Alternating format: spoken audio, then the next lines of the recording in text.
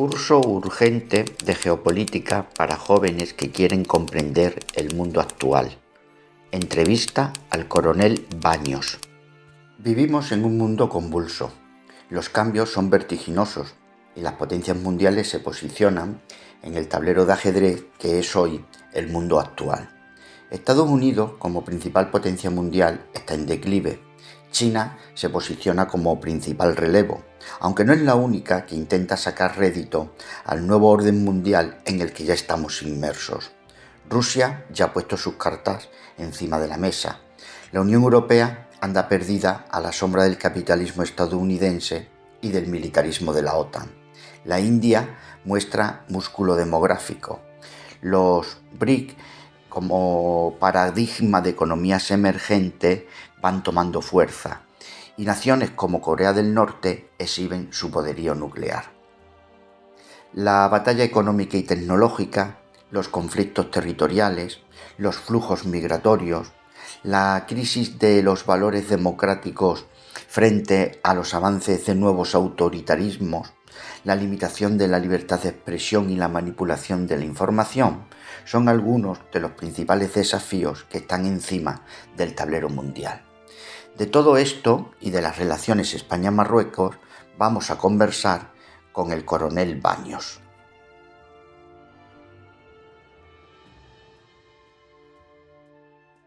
Hoy, día 26 de abril de 2023, nos visita Coronel Baños, analista y escritor especializado en geopolítica y estrategia del mundo actual. Desde el 2017 ha publicado varios libros como Así se domina el mundo, El dominio mundial, El dominio mental o La encrucijada mundial, un manual del mañana, todos ellos publicados por Ariel y con un gran éxito de ventas. Su labor como divulgador le ha llevado a colaborar con numerosos medios, entre los que podemos destacar Horizonte y Cuarto Milenio, ambos destacados por Iker Jiménez. Bienvenido, coronel Baños. Buenos días. Hola, buenos días. En primer lugar, muchas gracias por aceptar venir a nuestro centro, porque sabemos que tienes una agenda muy apretada. Has venido para tener un encuentro con jóvenes de 13 a 17 años, para explicarles las claves geopolíticas del mundo actual. ¿Es frecuente que hagas visitas a centros educativos y que tengas encuentros con un público tan joven? Pues no es frecuente. Luego alguna vez, pero no es lo que principalmente hago. Me dedico a dar conferencias a grandes empresas multinacionales, a sectores muy concretos de alto nivel, y no es lo habitual ni mucho menos, pero para mí es un placer siempre porque este último libro está dedicado especialmente a los jóvenes. Entonces, cuando me lo propuso vuestro profesor, pues la verdad es que no lo dudamos. En cualquier momento, la única era encontrar el hueco, el que pudiera encajar, pero desde luego me parece que es una labor que debemos hacer los más veteranos con los más jóvenes, precisamente tratar de ilustraros en este momento tan sumamente complejo de la historia, que es un momento muy particular. Estamos viviendo tiempos difíciles, tiempos de cambio. Parece que la hegemonía unipolar de los Estados Unidos está llegando a su fin, o por lo menos están surgiendo otras potencias como China que le están disputando la hegemonía. ¿Cómo ve esta tensión entre Estados Unidos y China y cómo puede afectar al mundo en un futuro próximo? ¿Por qué muchos analistas hablan de Taiwán como el conflicto clave del futuro? Pues efectivamente Estados Unidos se ve amenazado, lo que ha sido su imperio hasta ahora, por otras potencias, no solamente China, sino también por Rusia, que además, pues de cierto modo, todo lo que ha sucedido en Ucrania pues ha puesto todavía más en los brazos de China a Rusia. Entonces, esto es algo que no es nuevo, ni muchísimo menos. A lo largo de la historia habrá sucedido una quincena de veces en la que un imperio pues, termina por sustituir a otro, ¿no?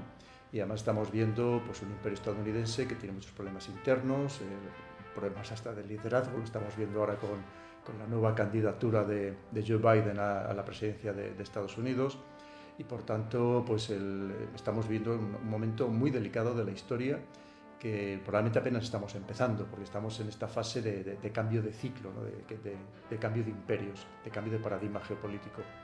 Y nosotros como europeos pues estamos un poco en el medio, estamos en la mitad del emparedado, con muy poca significación, cada vez menos, cada vez con menos influencia, y desde luego este enfrentamiento entre grandes superpotencias es lo que ya está marcando y va a seguir marcando el ritmo de aquí en adelante, ¿no? Y por eso es muy importante pues, que sepamos exactamente qué es lo que se cuece en el mundo, porque como decía al principio estamos viendo un momento histórico absolutamente, que a lo mejor no somos plenamente conscientes precisamente porque lo estamos viviendo, pero que esto se estudiará en los libros de historia, este sorpaso de China. Y no solamente China, de otro grupo de países. Ayer veíamos la noticia de que este conjunto, esta asociación que se llama los BRICS, de Brasil, Rusia, India, China y Sudáfrica, y hay otros 19 países, 19, que se han postulado para unirse a ellos. Podemos decir que no son países especialmente relevantes, pero al final resulta que entre todos ya conforman más de la mitad de la población mundial, ¿no?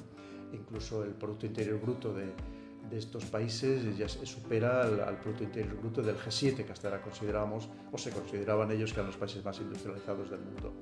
Y por tanto pues estamos viendo pues unos cambios que además se aceleran por momentos y que merece la pena seguir en la pista. Ahora mismo, el conflicto que se lleva todas las miradas es la invasión de Ucrania. En realidad, la guerra comenzó en el 2014, aunque la mayoría de los medios de comunicación no se hicieran eco de ello. ¿Por qué crees que Rusia ha dado este paso? ¿Cuáles son las causas reales de la invasión? Y al final, ¿quién está realmente ganando y quién está perdiendo con esta guerra? Eso nos daría para estar hablando por lo menos un par de semanas, ¿no? Pero sí, efectivamente, lo primero que tenemos que entender es que no es una guerra solo entre Rusia y Ucrania, es una guerra internacional, una guerra mundial. Y solo tenemos que leer en detalle estos documentos filtrados del Pentágono para entender el por qué Estados Unidos hace ese esfuerzo tan sumamente enorme en esta guerra que va a intentar que no pierda Ucrania, porque también Estados Unidos se lo está jugando todo. Es una guerra que va mucho más allá, efectivamente, de Ucrania, en la que Estados Unidos está absolutamente involucrado y que desde luego las causas son múltiples. Desde la ampliación de la OTAN, desde 1991, una vez que desaparece la Unión Soviética, e incluso 6 meses antes ya había desaparecido el Pacto de Varsovia y se ha duplicado el número de países que pertenecen a la OTAN. Rusia se sentía amenazada, Rusia sentía que tenía que proteger a los nacionales suyos que ya existían dentro de Ucrania, país con el que ha tenido una relación histórica absolutamente estrecha por muchísimos motivos, donde las relaciones sentimentales de pareja eran habituales entre rusos y ucranianos, que ellos casi no se diferenciaban entre ellos, incluso del nacimiento de la propia Rusia en el Rus de Kiev, estamos hablando ya en el siglo VIII, siglo IX, y por tanto pues Rusia pensaba que debía actuar. Evidentemente no podemos aceptar las invasiones porque obviamente sería normalizar algo que es execrable desde el punto de vista del derecho internacional, pero obviamente hay muchísimas más causas detrás. Y lo que es cierto es que al final pues también nos está arrastrando a toda Europa a una guerra que se está produciendo en suelo europeo y que desde luego ya hemos visto los perjuicios que nos está causando de todos los órdenes, especialmente el económico, el energético. Pero claro, y por eso vemos que la solución es muy difícil, porque tenemos que enlazarlo con la pregunta anterior de este gran enfrentamiento que se está dando en este mundo entre las grandes superpotencias. Si ponemos la lupa sobre España, nos encontramos cómo analizas en tu último libro con el desafío migratorio. Se trata de un desafío de una enorme complejidad, pero con el que vamos a tener que saber convivir. Hay que tener en cuenta que durante los próximos 20 años África duplicará su población, mientras que la población de la Unión Europea se mantendrá estable. Entonces, ¿qué podemos hacer? ¿Cómo se deben enfocar las políticas migratorias y está la Unión Europea en política migratoria a la altura de las circunstancias? Pues lo primero que tenemos que entender es que es un problema de personas, de seres humanos, y por tanto le debemos dar la mayor trascendencia. Son personas que en la inmensa mayoría de los casos no hacen ni más ni menos que haríamos cualquiera de nosotros en su misma situación. Hay que tener en cuenta que ya no solamente es el hecho de la superpoblación, pensemos que Nigeria probablemente no más de 20-25 años tendrá mucho más habitantes que toda la Unión Europea, solamente Nigeria, para que nos demos cuenta de la magnitud del problema. Y luego, además de eso, pues las diferencias que se dan, incluso económicas y sociales, ¿no? Y además con otro agravante, que es que hoy en día todos nos vemos los unos a los otros, sea a través de la televisión vía satélite o a través de los móviles, a través de internet, todos nos estamos viendo. Y obviamente personas que viven en unas condiciones muy desfavorables con respecto a nosotros, que hemos de reconocer que somos unos privilegiados en general en Europa y en España en particular, pues obviamente intentan ir a aquello que además se les muestra muchas veces de una manera excesivamente ficticia como un verdadero paraíso terrenal. Entonces esto tiene que ser algo que no esté politizado, que no esté ideologizado como lo está, evidentemente, sino que se haga de una manera muy racional. Ni podemos cerrar las puertas de par en par, pero tampoco las podemos abrir de par en par. Esto es como un barco que tiene una determinada capacidad. Si esa capacidad tú la superas, al final lo que hunde es el barco, con todas las personas que hay dentro, entonces no tiene sentido y por tanto debe ser algo que tiene que hacerse con una visión muy estratégica, con una visión muy racional y sobre todo una vez más pensando en que son seres humanos y por tanto también debe estar impregnado de humanismo. Siguiendo con el desafío migratorio, ¿cuáles tienen que ser las claves de nuestras relaciones con Marruecos? ¿Qué te parece el cambio de postura del gobierno de Pedro Sánchez en el contencioso del Sáhara Occidental? ¿Peligran realmente Ceuta y Melilla como ciudades españolas? Con los vecinos siempre las relaciones son turbulentas, ¿no? Eso lo tenemos que ver en las comunidades de vecinos de cualquier edificio. Pero por supuesto hay que intentarse llevar bien, pero llevarse bien no significa ceder hasta el extremo, ¿no? Y sobre todo cuando tú lo que enfrente tienes otras mentalidades que no entienden tu generosidad porque ellos creen que es una muestra de debilidad. Es verdad que tenemos temas comunes, el tema del terrorismo salafista yihadista, el tema del narcotráfico, el tema evidentemente de la inmigración, pero son temas que Marruecos sabe jugar muy bien con ellos y en cierto modo nos extorsiona a España a través de precisamente de que nosotros garantizarnos cierta seguridad en estos ámbitos.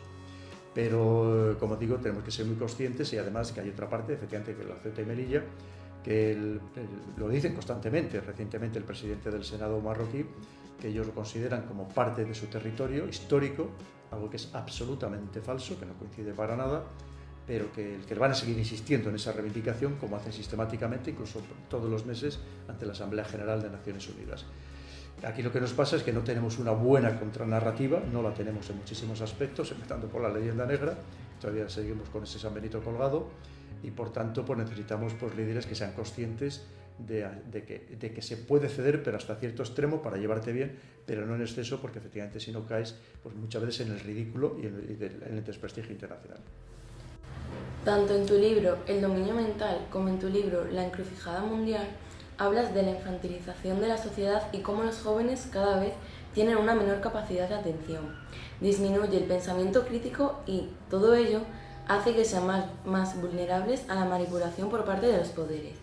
¿Qué podemos hacer los jóvenes ante esta dinámica y cómo nos podemos defender de la desinformación? Pues lo que estáis haciendo vosotras, ser chicas cultas, interesadas por lo que pasa en el mundo y sobre todo levantar un poco la vista o bastante la vista de todos esos aparatos electrónicos que nos atontan tanto, pues como puede ser TikTok, y leer, hay que leer mucho. Leer que no solamente es que nos estructure la mente, que nos permita también saber escribir, que aprendamos ortografía y gramática, sino también los conocimientos que nos aportan, que son conocimientos muchas veces mucho más sólidos y que se quedan mucho más impregnados que los conocimientos que podemos adquirir de manera mucho más superficial a través de los dispositivos electrónicos. Que no significa renunciar a ellos, pero sí a lo mejor pues era un sistema mixto que quizá hay un exceso de abundancia de caer en estos dispositivos electrónicos. Y luego es cierto que hay un entretenimiento masivo, hay muchísimas circunstancias que cuesta trabajo sustraerse a ellas, pero que tenemos que hacer un gran esfuerzo. Y sobre todo un gran esfuerzo por exigir precisamente a los más veteranos, al resto de la población, que se le preste más atención a esta juventud y que no se le siga teniendo, pues en cierto modo, un poco anestesiada, como parece que está siendo. Ahora mismo hay muchas circunstancias que se están dando que repercuten directamente en el perjuicio de los más jóvenes, que creo que los jóvenes no se están revelando lo suficiente. En algún otro momento de la historia ya habría habido un mayo del 68 y ahora mismo pues parece que todo nos da igual, hay un pasotismo generalizado, pero esto es generalizado, digo, en el conjunto de la sociedad, hay una apatía enorme, hemos entrado en un estado casi de apatía, ese es el nombre, y tanto social como política, y creo que no es bueno. Creo que los jóvenes tenéis derecho a ser mucho más rebeldes que lo que siempre han sido los jóvenes, que de hecho los grandes revolucionarios decían que no querían tener a su lado a personas con más de 30, 33 años porque decían que ya habían perdido el fervor revolucionario. Pero es que ahora parece que muchos jóvenes también lo han perdido y creo que tenéis que revolucionar bastante más. En tu último libro planteas la encrucijada tecnológica y lo titulas La encrucijada tecnológica entre el bien y el mal. Es decir, que lo planteas como que va a aportar cosas positivas pero también negativas. ¿Cómo va a influir la inteligencia artificial en el futuro? ¿Cómo crees que va a afectar al trabajo? Va a afectar enormemente y ya está afectando. Hay que tener en cuenta que va a ser una transformación dentro del espectro laboral enorme, ¿no? Va a haber muchas profesiones que si no van a desaparecer, en cualquier caso va a haber muchas menos personas empleadas en ellos. Una vez que se vaya sofisticando y cada vez va a ser mucho más. El otro día leía que en los últimos 30 días se habían creado otras 2.000 aplicaciones de inteligencia artificial, cada vez mucho más sofisticadas, porque encima van aprendiendo entre ellas, se va mejorando.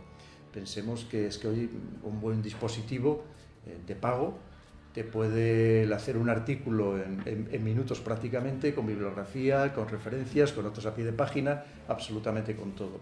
Entonces, ¿esto qué significa? Que incluso, por ejemplo, el periodismo va a estar amenazado, pero pensemos que hay carreras técnicas que lo que son, por ejemplo, para cálculos matemáticos, como podría llevar a cabo un arquitecto técnico o un ingeniero, los van a realizar también inteligencias artificiales y probablemente con márgenes de error muchísimo menores que los que puede tener un humano o incluso prácticamente sin ningún margen de error. Y luego incluso en el campo de la abogacía, en el campo judicial, es decir, que muchísimos sectores que se van a sentir afectados, más todo lo que podemos enlazar luego con toda la robotización, digitalización, por ejemplo en el ámbito industrial, que va a hacer que cada vez menos personas vayan a poder encontrar trabajo. Obviamente habrá trabajos diferentes, pero habrá muchos, cientos de millones de trabajos menos de los que hay ahora mismo. Va a ser un cambio laboral enorme y, por tanto, si lo es laboral, evidentemente también lo va a ser socioeconómico. También, en tu último libro, te lanzas a la piscina y planteas un manual del mañana, guía para salir de las encrucijadas. ¿Cuáles son las 3 o 4 claves que consideras más importantes de esta propuesta? Pues mira, yo les hablo de, primero, la educación, evidentemente. La educación es el futuro. Si no hay una buena educación de calidad, seria, que estimule no solamente a los conocimientos y también a la memoria, no debemos olvidar nunca la memoria, pero también incluso a pensar, a saber razonar, ¿no?, lo que estamos aprendiendo. Y digo la memoria porque para razonar, evidentemente, tienes que tener primero los conocimientos y no acudir solamente a las fuentes electrónicas, ¿no?, que también hay muchísima falsificación y muchísima deficiencia en estas fuentes electrónicas. El conocimiento es básico para luego poderlo precisamente pues, razonar con él. Y luego, como no, pues un liderazgo diferente del que tenemos ahora mismo, que vemos que efectivamente en este mundo tan sumamente complejo, con estas tensiones, necesitamos, empezando por verdaderos estadistas, que es lo que no tenemos ahora mismo, y que simplemente pues tenemos casi embaucadores que te están prometiendo sistemáticamente cosas que ya sabemos que no cumplen porque sabemos que no las han cumplido anteriormente y en cambio pues seguimos cayendo en las mismas trampas. Creo que eso es básicamente los grandes cambios que tenemos que hacer y luego también hablo pues, del espectro precisamente laboral, como no, de todo el tema del trabajo y luego incluso del sistema como tal que tenemos ahora mismo de esta partidocracia de la que es muy difícil salir. Al final son listas cerradas lo que votamos, quitando para las alcaldías, son listas cerradas. Si estamos votando a siglas y no votamos a personas, creo que esto es un grandísimo error, esto también tenemos que modificarlo y sobre todo con unas siglas, unos partidos que son verdaderamente tiránicos, que democráticos no tienen nada, que obligan a todos los demás a seguir una serie de pautas que al final pues, perjudican los pilares propios de la democracia. Para terminar, nos gustaría que nos contestases brevemente con un titular. Tu opinión sobre alguno de los líderes mundiales y el papel que están desempeñando algunos países en los conflictos actuales. El primero es Putin. Pues el presidente de Rusia. Hay que tener en cuenta que nosotros podemos tener una visión peyorativa de Putin o de Xi Jinping, evidentemente, pero son líderes que son muy queridos por sus pueblos y más en este contexto de guerra. Actualmente se estima que la popularidad de Putin puede rozar el 90% de la población, ¿no? Pero es que el de Xi Jinping todavía mucho más allá, y además dicho, lo pongo en el libro, no por universidades chinas, sino por universidades como puede ser la de Harvard o la Universidad de York en Canadá. El problema que tenemos una vez más es que en el mundo occidental carecemos de líderes con esta capacidad para ilusionar, para arrastrar a las personas. Ahora mismo, cuando hablamos de Joe Biden, el que hemos conocido, que más del 70% de los estadounidenses se oponen a que se represente a la reelección. Algo demencial. Es que incluso dentro de su propio partido demócrata, el 51% no están de acuerdo con que se presente a la reelección. Entonces, si este es el líder del mundo libre, creo que lo tenemos muy complicado. Entonces, podríamos seguir hablando de todos ellos, pero es que esa es la realidad a la que nos encontramos. Que frente a líderes mucho más carismáticos, más queridos por su pueblo, nos encontramos con líderes que cada vez están más desprestigiados dentro del mundo occidental. Tenemos que cambiar también completamente ese paradigma. ¿Y Zelensky? Zelensky, el hombre está intentando hacer todo lo que puede. Pensemos que él salió de un actor cómico que no era creíble, que no le quería su propio pueblo y obviamente pues está en una situación de guerra y obviamente pues también él ha cambiado. Es verdad que tiene un marketing político detrás que lo están haciendo muy bien, pero obviamente pues está intentando pues, defender los intereses de su país. ¿Y Donald Trump? Pues Donald Trump es lo que es un hombre que sabe muy bien cómo manejar las redes sociales, cómo manejar muy bien la opinión pública. Él fue durante más de 10 años el director y presentador de un reality show, sabe muy bien, una vez más, cómo lanzar los mensajes adecuados para además estar siempre en la televisión. Pero curiosamente, a pesar de este histrionismo, de esta teatralización que permanentemente realiza, o de ser tan histriónico, pero lo cierto es que las cosas que dicen son bastante más sensatas de lo que parece. Es decir, las cosas que decía, ahora estamos viendo que muchas de ellas tenía totalmente razón. ¿Y sobre Corea del Norte? Bueno, Corea del Norte es que allí la Guerra Fría, la antigua Guerra Fría sigue vigente, ¿no? Y entonces es muy curioso porque al final es una saga pero comunista, o comunista pero que son una saga ya familiar porque ya van por el tercero. ¿Irán? ¿Qué diría de Irán? Bueno, Irán es que es un país muy complejo, que no es fácil simplificar. Primero, no todos son chiíes, no todos son persas, de hecho persas pueden ser, lo digo de memoria, como el 60% no más. Es un país complicado, es un país que aquí quizá lo simplificamos en exceso y es un país mucho más complicado de lo que podíamos pensar, ¿no? Ahora mismo está en plena revolución, entre otras cosas, social, porque las sanciones que le impuso Estados Unidos ha hecho que la economía esté muy mermada, muy perjudicada, y obviamente una juventud que está en general muy bien formada, tanto hombres como mujeres, el que tenían acceso a la universidad en igualdad de condiciones, al margen del tema del velo, y que incluso las mujeres ocupaban mucho más puestos en las administraciones públicas incluso que los hombres, pues ahora mismo pues esta juventud bien formada pues ve que no tiene expectativas de futuro, con unos sueldos muy bajos, y por lo tanto pues bueno, pues existe una revolución para ver si pueden cambiar las cosas. Pero no nos confundamos que esto ya pasó con las revueltas árabes de 2011, de inmediatamente creer que están buscando una democracia de corte liberal. Puede ser que alguien lo busque, pero no es la generalidad, ni muchísimo menos. Lo que buscan son mejoras socioeconómicas. Y por último, ¿tu opinión sobre la Unión Europea? Pues la Unión Europea, al final, somos lo que somos, un grupo de países muy heterogéneos que lo que buscan es, están unidos por la economía, pero que cada uno persigue sus propios intereses, y lo estamos viendo como somos incapaces de ponernos de acuerdo incluso para temas tan importantes. Hemos hablado del tema de la inmigración, es uno de ellos, pero en cualquiera de los otros temas hay que pensar que tenemos percepciones de la amenaza diferente, tenemos intereses diferentes, necesidades diferentes, y luego pues somos también una especie de torre de Babel donde parece que nos cuesta trabajo ponernos de acuerdo incluso idiomáticamente. Con lo cual, pues eso hace que estemos perdiendo influencia, que estemos perdiendo peso en el mundo, que estemos perdiendo peso relativo de nuestro Producto Interior Bruto en el conjunto del planeta, y que desde luego sería interesante en estos momentos tan sumamente complejos también de reformar, de mejorar esta Unión Europea. Por ejemplo, eso es la ambición de Macron desde que llegó al poder, porque claro, él lo quiere reformar la Unión Europea siempre y cuando sea Francia la que lo lidere. Y ahora mismo con una Alemania que se encuentra en una situación también muy delicada, no hace mucho ha entrado ya en recesión definitivamente, dicho por el Deutsche Bank, y mientras tanto pues hay otros países que están cogiendo mucha fuerza, como es el caso de Polonia, que quiere convertirse en un tercer centro de poder muy importante y que además está amparado por el mundo anglosajón. Bueno, hemos llegado al final de la entrevista y esperamos que te hayas sentido a gusto, y queremos volver a reiterarte las gracias por compartir tus conocimientos con los estudiantes del IES Donoso Cortés de Don Benito. Ha sido un placer. Nada, igualmente, encantado.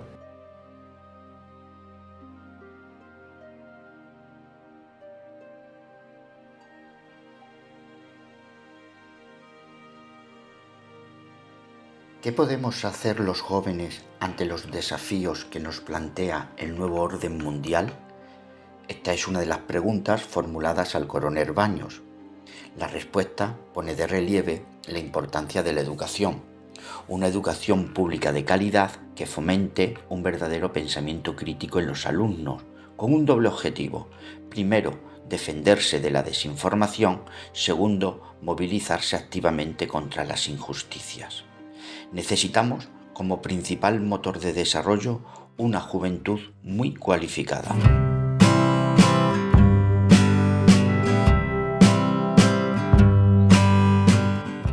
Y es que necesitamos a los mejores, personas que las hay, pero si tenemos además una juventud maravillosa, la masa la tenemos ahí, solo necesitamos conformarla bien. Y vuelvo a poner el ejemplo, me tenéis que permitir que lo vuelva a decir, porque es que no me cansaré de repetirlo, lo estoy diciendo desde que me pasó ese día allí donde voy. que lo que el otro día viví en el Instituto Donoso Cortés de Don Benito, de vuestra tierra. Es que me impactó profundamente, me impactó profundamente. Había un profesor de este instituto que llevaba más de 2 años detrás de mí para que fuera a hablar a los niños. Yo lo cierto es que, sabéis que llevo una vida de locura, y le dije, bueno, mira, ya buscaré un momento que tenga que ir a hacer otra actividad por la zona, me acercaré. Y he de decir que iba con cierta desconfianza, porque yo voy a universidades privadas que me encuentro los alumnos que no son capaces, tienes que llamarle la atención para que levante la vista del móvil. Me encuentro que muchas me preguntan verdaderas patochadas. Y cuando llegué dije, verás tú, y me encuentro primero un profesor volcado con sus alumnos, y lo demostraba con un respeto hacia él y un afecto increíble, muestra de que efectivamente él también se preocupaba de los alumnos, que no había tirado la toalla, como suele pasar con muchos profesores y muchos maestros que no aguantan más el pelear con los alumnos, con los padres de los alumnos, que a veces son peores, con las faltas de respeto de unos y otros, con la dirección del centro, con la Consejería de Educación. Y me encuentro que me dice, mira, Pedro, dice, en principio solamente iban a venir los alumnos de bachillerato y nos han pedido, por favor, niños desde los 11 años, venir voluntarios. Y hemos tenido que limitar a un máximo de 10 por clase porque no cabían más y era un salón muy grande. En todo momento un silencio total. Ninguno, y no les habían retirado los móviles, en ningún momento ninguno miró el móvil. Y me hicieron unas preguntas que ya quisiera yo que en muchos casos me hicieran personas mayores, personas adultas. Una vez más, ¿qué me demostró? Bueno, primero, que en las pequeñas poblaciones hay todavía hoy más respeto y más valores y más educación que en muchos lugares de las grandes ciudades. Pero sobre todo, que tenemos esa juventud maravillosa. Me hicieron una entrevista a 2 chicas que tendrían unos 16 años, extraordinaria, extraordinaria. ¿Qué es lo que necesitan? Formarles, prepararles. Pues ahí tenemos de un instituto público. Oye, pues esos chicos valen, esas chicas valen. Vamos a becarlas y vamos a prepararlas para el día de mañana, para que sean buenas servidoras de todos nosotros, de toda la sociedad, de todos los españoles. Ahí los tenemos, vamos a ayudarles. Y que no solamente sea una élite, una oligarquía. ¿Qué es lo que está sucediendo, Alberto? Porque la educación pública en muchos sitios, empezando por las universidades, se ha deteriorado tanto que cualquiera que tiene dinero lo que se va es a la educación privada. Una educación muy elitista, donde además crean grandes lobbies entre ellos, que son los que pretenden dirigirnos a los demás. Creo que tenemos una vez más que ser capaces de tener una buena educación pública, pero una educación pública exigente, donde se exijan también los profesores, donde apoyemos a los profesores, precisamente para que no existan estas faltas de respeto y de disciplina, y que efectivamente esos jóvenes sean verdaderamente el futuro que necesitamos para el día de mañana. Efectivamente.